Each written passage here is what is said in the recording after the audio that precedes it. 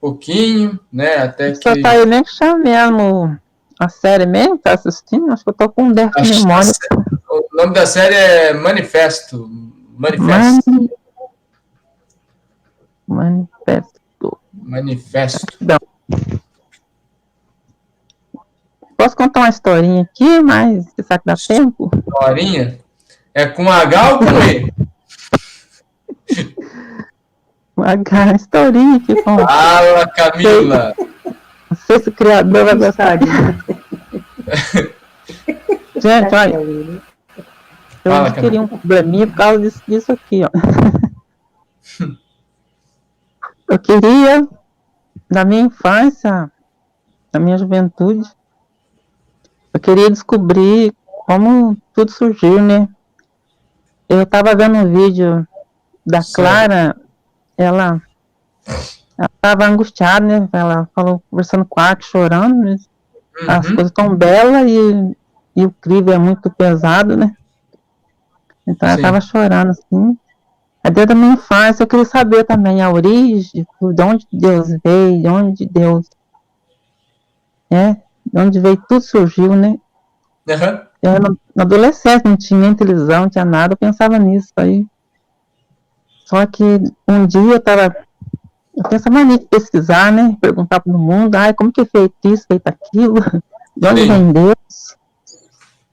Eu estava pensando numa bela noite, pessoal, hoje não vou dormir, quero descobrir como tudo existiu. Aí, depois dessa noite, nunca mais meu sono voltou ao normal. Então, sofro assim, de uma insônia crônica aqui, mas vou levando, né? Um remedinho aqui, um remedinho ali, né? Mas, aí vendo aquele Vida Clara, e a conclusão que eu tirei, eu também acredito também que tudo é um acaso, né? Como o professor Hidalgo explicou lá, no vídeo que ele fez, que colocaram um nome tão feio, né, que é o vácuo, né? Tudo se origina pelo vácuo, né? Deveria ser força da natureza, né? Tudo se origina pela força da natureza. Claro que isso não diminui o Deus, não, né? Isso, Deus continua sendo, né, soberano, e sendo que a própria natureza colocou Deus como criador, né? Assim, na minha mente, né, nas minhas pesquisas, eu cheguei a essa conclusão, né? Mas eu acredito, sim, que tudo, Deus surgiu, tudo que existe é obra do acaso, sim, né? Ou da força da natureza, né? Eu não encontrei ainda alguém ainda que falasse algo assim que, né, encaixasse, tivesse coerência, né? Até agora continua sendo coerente ainda, né? A força da natureza, né? Então, Camila. Ô, Camila. Teve um tempo atrás que o professor Arkel tava lá no Rio Grande do Sul, numa das reuniões lá que ele estava participando, por exemplo, ele fez algumas transmissões ao vivo, né? Eu não lembro se essa em específico, quando ele fez, ele já estava lá, ou se foi um pouco antes, né, da reunião que ele participou lá no Rio Grande do Sul, em Santa Maria, mas o professor ele fez, né, uma transmissão, uma aula, meio que respondendo esse questionamento, né, sobre a origem de Deus, né? Quem criou Deus, acho que é o nome do vídeo, né? O título da aula. E a verdade é que o Criador é a própria origem de todas as coisas, né? Ele é a própria origem. Ei, Camila. Imagina assim, ó, que nós estamos a nossa mãe, né, a gestação, né, nós estamos na gestacional de Deus, ele está dando as oportunidades, porque nós somos as sementes dele, ele está dando a oportunidade para todos nós, né, tem o livre-arbítrio, né, você é livre para fazer, né, ele não impõe nada, então é a nossa opção agora de expandir esse poder dele, entendeu? Para esses reinos que a gente está por vir, como o professor Ark vem nos ensinando, né? É mais ou menos assim que eu vejo sermos gerados por Deus, né? Estamos na barriga dele, estamos sendo gerados, e daí compete a nós querer expandir esse poder dele, entendeu? Somos umas sementinhas, todos nós. Eu acredito, sim, também. Dizer, nós podemos filosofar em várias teorias, né? Essa teoria. Eu acredito que nós vivemos dentro de Deus. Tem essa teoria também, né? Acredito nisso, mas tem essa questão mesmo, assim, de onde Deus tira as coisas, as energias, a matéria, de onde ele tira isso? Mas os próprios cientistas, depois de muito tempo, né, na minha quebra-cabeça, né, depois dos 8 anos, depois que fui adquirir televisão, aí tinha um canal lá que é TV Futuro, TV Escola, não sei se existe mais. Aí começaram a falar, os cientistas começaram a falar disso, de onde, como surgiu tudo. Aí os cientistas começaram a falar também do vácuo, né, que fala que é esse nome feio aí, né, que é a força, sei lá, que eu chamo de força da natureza, né. Eles falaram disso também, aí os cientistas acham isso também. Ele diz que existe esse vácuo, existe uma molécula lá, né, de átomo, né, que se move, então eles acham que isso também se origina todas as coisas. Claro que não estou aqui, né, desmerecendo Deus nem nada, eu acredito em Deus, que assim, como a própria natureza colocou Deus como administrador, como criador de tudo, né? A natureza vem depois. A natureza não coloca. É uma coisa bastante, vamos dizer assim, polêmica. São as teorias, né? O duro é que a ciência trabalha muito com teoria, né? Teoria disso, teoria daquilo, mas faz total sentido, coerência, né? O que Paulo vai mencionar em algumas passagens, que tudo provém do Criador, né? João também vai dizer, né, no primeiro capítulo do Evangelho, que sem o Criador nada do que foi feito se fez, inclusive a natureza, né?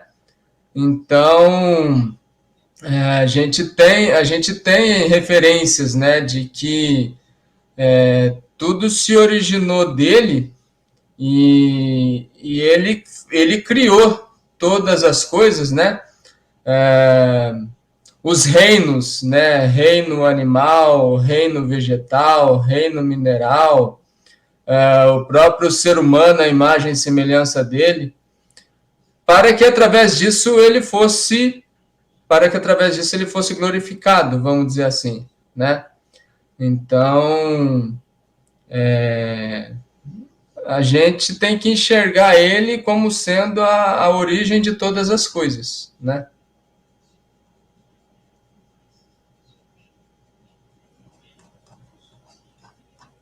O professor Hidalgo também acredita nisso também, assim. Ainda bem que tem alguém.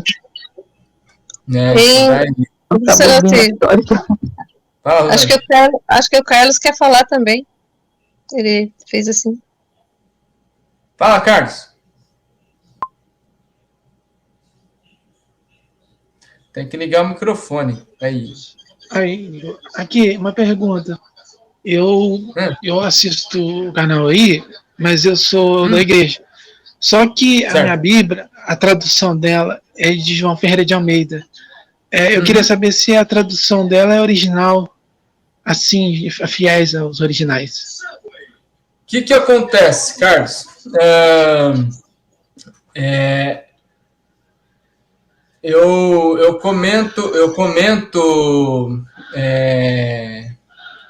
Eu comento sobre assim, essa questão, por exemplo,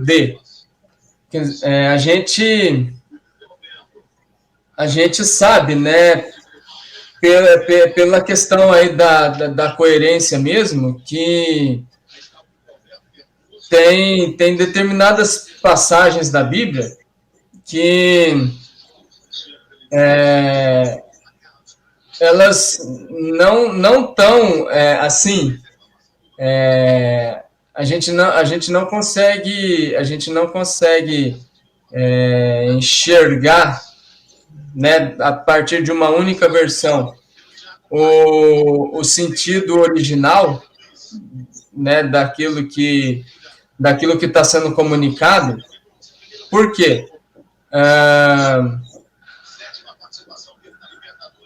A gente vê que a Ferreira de Almeida ela veio depois que outras versões já tinham sido escritas em outros idiomas, tal. E conforme vai sendo feito tradução, determinadas passagens elas vão ser interpretadas, e principalmente levando em consideração que na língua portuguesa a gente tem várias palavras diferentes para indicar a mesma coisa, vamos dizer assim. Acaba às vezes determinadas passagens sendo traduzidas com determinados sinônimos, por exemplo, né? Que se a gente for analisar o texto original dentro do contexto, a gente vê que aquele sinônimo que foi usado na tradução não não seria o mais adequado, vamos dizer assim, né? É interessante você sempre fazer comparação entre versões diferentes aí da Bíblia. Agora, o que acontece? O diferencial da Bíblia Original Codex, né, em relação às demais versões, por exemplo, é que na Bíblia Original Codex, a tradução existe toda uma preocupação no sentido de ser o mais próximo possível, né, do original, porque a gente sabe que para poder ter acesso aos originais é realmente complicadíssimo, por exemplo, né? Mas você tem assim uma tradução que está bem próxima, né, do original, vamos dizer assim. E além disso, ainda a gente tem explicações, né, tipo qual o sentido de determinada passagem bíblica, por exemplo, né? Então a questão de você ter, por exemplo, trechos de revelare, de iluminare, de educare, tudo isso são, vamos dizer assim, são complementações, né, que contribuem no sentido da gente ter o real entendimento do texto original, vamos dizer assim, né? O texto original é aquele que já existia, né? No sentido de, Mateus capítulo 1. Então, você tem todo o contexto do capítulo 1, né? Mais próximo possível aí do original, por exemplo. E você tem algumas informações no sentido de trazer o real entendimento daquele texto do capítulo 1 de Mateus, por exemplo, né? Vamos dizer assim. Então, é importante você fazer comparativo entre versões. Mas se você puder ter acesso à Bíblia Original Codex, vai contribuir muito para você até entender melhor, né, a Bíblia que você utiliza. E tanto você pode ter acesso através do livro impresso, né, que atualmente está na 3ª edição, como também você pode ter acesso através de uma sequência de vídeos, né, que deram origem ao material impresso, por exemplo. Aí você pode através do portal x.tv.br, você tem lá a Universidade X. E aí você tem uma sequência lá de vídeos, ensinos, que estão numerados. A gente trata esses números como sendo graus. O grau tem o mesmo sentido de capítulo, né? Então, por exemplo, o primeiro vídeo referente ele é de número 146. E aí, se você pegar a partir desse e assistir os vídeos na sequência, 146, 47, 48, indo até 321, que 321 corresponde a Apocalipse 22, por exemplo, você vai conseguir ter uma compreensão melhor, né? E você até pode assistir esses vídeos usando a sua Bíblia João Ferreira de Almeida e comparando aquilo que o professor Akel está falando em determinado grau, capítulo, com aquilo que está escrito na sua Bíblia. Eu tenho certeza que vai contribuir muito para você ter aí uma melhor compreensão, poder identificar, né, o que